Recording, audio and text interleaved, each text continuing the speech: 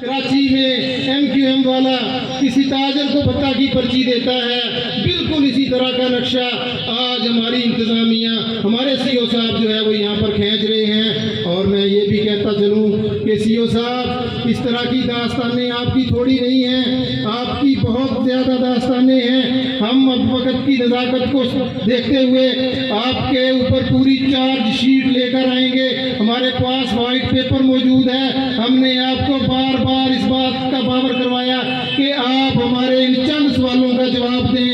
आप सब्जी मंडी में आपके बंदे जाते हैं, वहाँ पर 1 रुपए की भी उनको रसीद नहीं दी जाती। करते हैं जब हम कहते हैं कि रक्षा के पैसे कितने जमा होते हैं, तो हमें बताया जाता है कि रक्षा की मद में 5-6 हज़ार रुपया जमा होता है। मेरे दोस्तों, गोजरा में तकरीबन कोई 7-8 हज़ार रक्षा है और अनऑफिशियल तो तकरीबन 13-14 हज़ार होगा।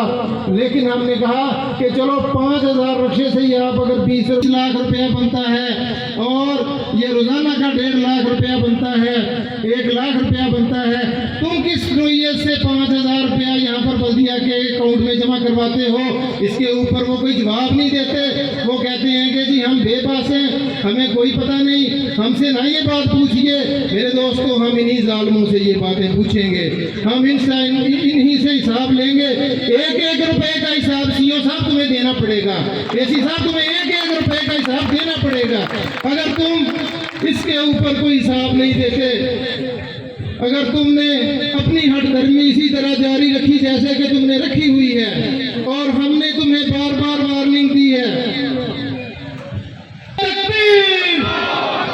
जुल्म के ये ज़ाब्ते, जुल्म के ये ज़ाब्ते नहीं मानते। डॉक्टर साहब कदम बढ़ाओ, हम हमारे साथ हैं। डॉक्टर साहब कदम बढ़ाओ, हम हमारे साथ हैं। अगर तुमने अपना ये रवैया ना छोड़ा और करप्शन की इस दास्तान को, इस चैप्टर को यहीं पर क्लोज ना किया और इसी तरह बदमाशी और भत्ताखोरी गोजरा में चलती रही, तो इंशाअल्लाह अज़ीज़ वो वक्त दूर नहीं है कि जब ये लोग बल्दिया के सामने धरना देने के लिए भी तैयार होंगे और हम यहाँ पर बैठे रहेंगे। उस वक्त तक बैठे रहेंगे जब तक तुम करप्ट अफसर जो है यहाँ से तब्दील करके कोई बाकरदार लोगों को यहाँ पर नहीं लाया जाता। हम उस वक्त तक यहाँ पर बैठे रहेंगे।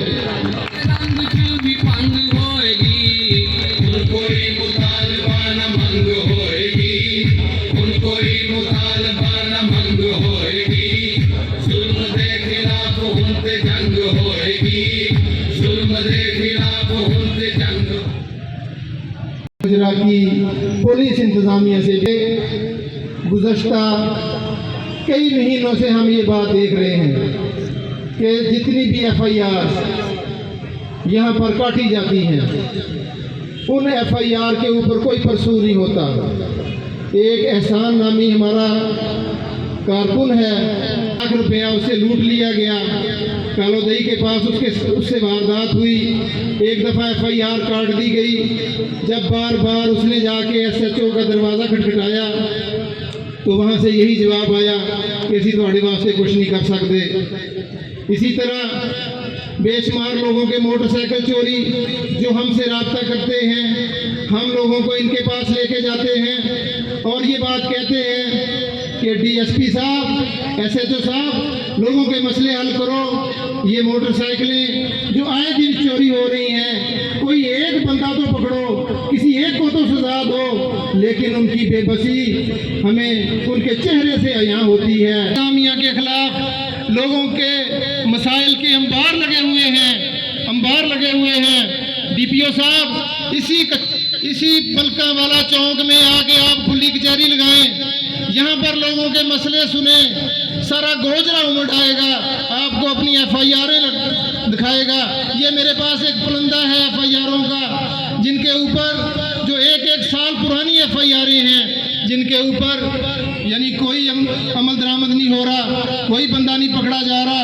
अगर कोई पकड़ा जा रहा है तो वो पुलिस की साज़बाज़ से जो है वो बरी हो जाता है। इस तरह के ज़ाब्ते, इस तरह के जुल्म को हम बिल्कुल नहीं मानते और हम इंशाअल्लाह अज़ीज़ पुलिस और यहाँ की बल्दिया को ये वार्निंग देना चाहते हैं गोजरा की अवाम की तरफ से।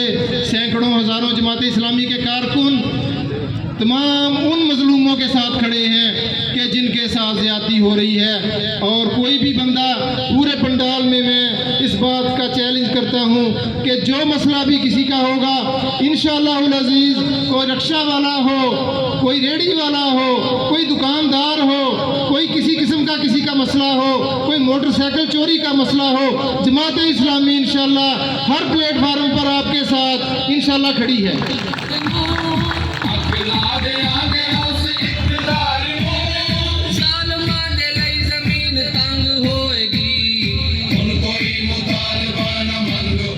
बात का इख्तिताम करता हूँ। गोजरा के किसानों का मसला भी है और वक़्त भी कम है और यकीनन जो है यहाँ पर तकरीबन हज़ारों बोरियाँ यहाँ पर आती हैं। सरदार ज़फ़र साहब मौजूद हैं, वो मेरे कायद हैं, वो आपके सामने मुल्की सूरत हाल को भी रखेंगे। मैं आप लोगों को इस बात की यकीन दहानी करवाने यहाँ पर आया था कि इंशाअल्लाहुल अज़ीज़ जिस तरह के सियासी पंडित, जिस तरह के 2 नंबर और करप्ट सियासतदानों को हमने पिछले 30-40 साल से आजमाया है, अब मेरे दोस्तों उनको ये जवाब देना होगा कि अगर गोजरा में भत्ताखोरी और अगर गोजरा में करप्शन और अगर गोजरा में डकैतियों और चोरियों की वारदातें हो रही हैं तो तुम्हारी वजह से हो रही हैं। एमएनए साहब ये तुम्हारी वजह से हो रही हैं। तुमने ये गोजरा को ठीक करना था, तुम्हें लोगों ने वोट देकर आगे लेके आए थे, लेकिन तुमने ये काम नहीं किया। इसलिए आपसे ये गुजारिश है कि आप दबंग तरीके से जो है वो इंशाल्लाह कोई भी मसला हो, हम इंशाल्लाह आपके साथ खड़े हैं। कोई भी चौधरी, कोई भी वडेरा, कोई भी ठेकेदार, कोई भी बदमाश, कोई भी हमारे सामने इंशाल्लाह नहीं खड़ा हो सकेगा।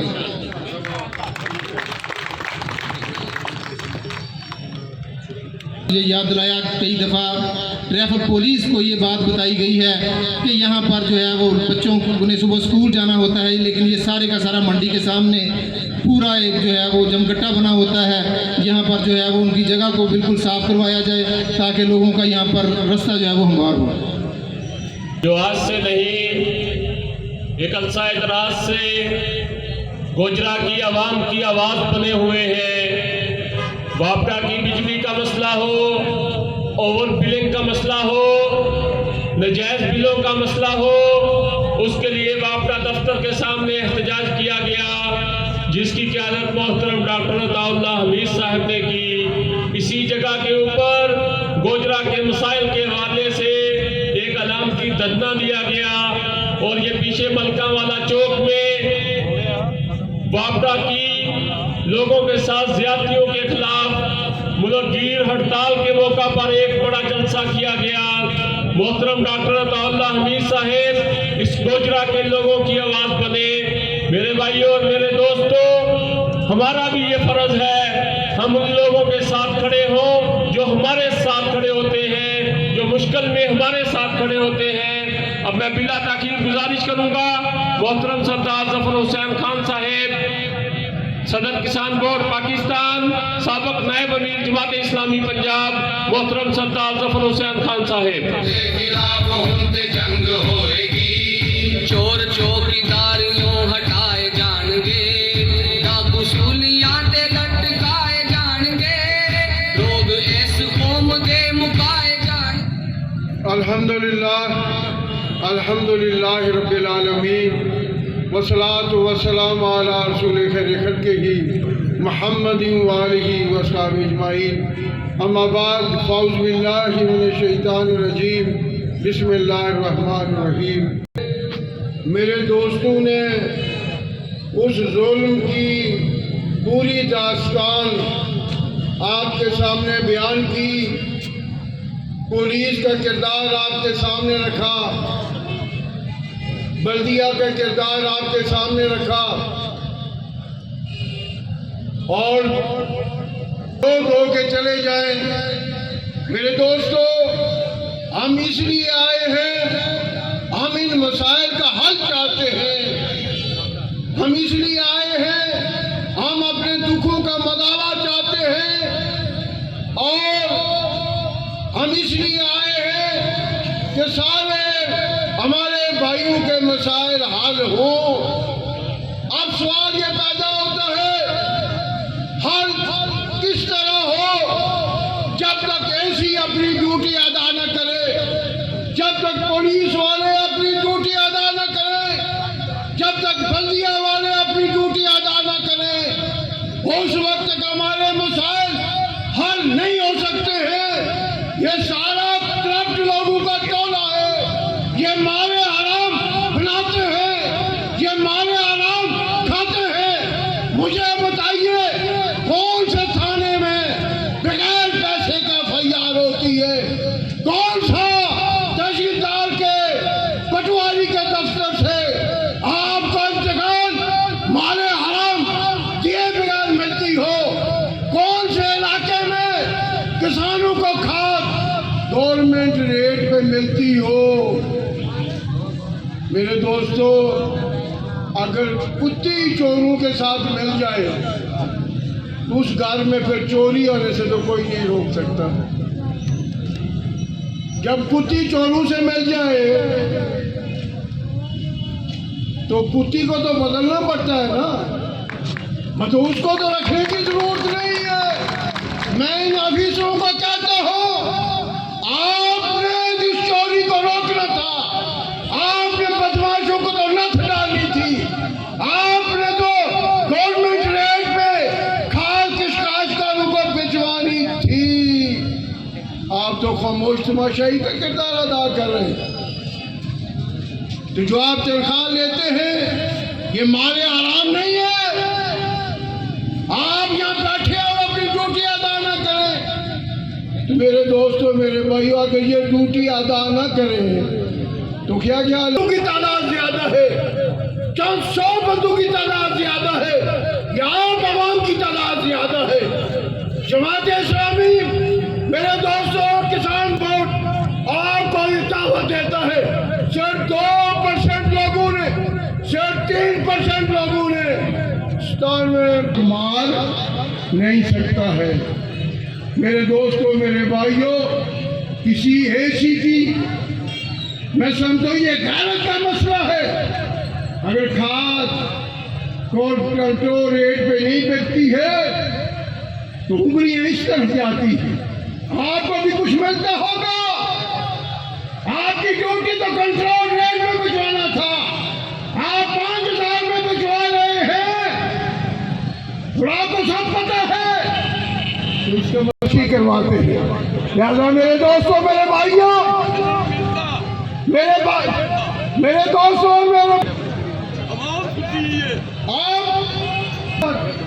आप कहीं और बैठे हो, हम लोग कहीं और रहे हो। अपने इस नए कल्चर को हमने रिवाज देना है। जालिम है जो ड्यूटी नहीं करेगा उसके दरवाजे के सामने जाके एहतजाज करेंगे। उसी एहतजाज का वजन होता है जब उसे पता चलेगा कि मेरे दफ्तर के सामने हजारों बंदे बैठे हैं, मैं दफ्तर में भी नहीं जा सकूंगा। फिर मेरे दोस्तों चल के आपके पास आएगा। मुझे याद है एक दफा मैं फैसलाबाद जिला जमात इस्लामी का अमीर था। इसी तरह एक पुलिस वालों ने बदमाशी की तो मैंने कहा आप फिर मेरी आपसे बात आपके दफ्तर के सामने होगी। तो मैं लाहौर किसी प्रोग्राम पे चला गया, मुझे बार बार फोन आने लगे, सरदार साहब आप किधर हैं? मैंने कहा मैंने जो वक्त दिया है उसी वक्त पे आपके दफ्तर के सामने आकर आपसे पूछूंगा आपने वर्दी में बदमाशी क्यों की है। तो हकीकत है जब मैं अपने दफ्तर की ओर बाजार पहुंचा, पुलिस वालों की गाड़ियां सारे बाजार में खड़ी है। मैं दफ्तर में गया, सारे ऑफिसर मेरे दफ्तर में बैठे। सरदार साहब आप हमारे दफ्तर में ना आए, हम आपके दफ्तर में आए हैं, आप बताएं आपका ड्यूटी क्या है। इसलिए मेरे दोस्तों, हमारे बुजुर्गों ने वैसे नहीं कहा कि घी अगर ना निकले तो उंगली टेढ़ी करनी पड़ती है। ये हमारी ब्यूरोक्रेसी, ये लातू के बूथ है, ये मुतालबू से नहीं मानेंगे खुदा की कसम। इनको ये मुंह को खोल लगा हुआ है हमारे आराम का, इन्हें हमारी बात समझ तक नहीं आती है। तो लिहाजा मेरे दोस्त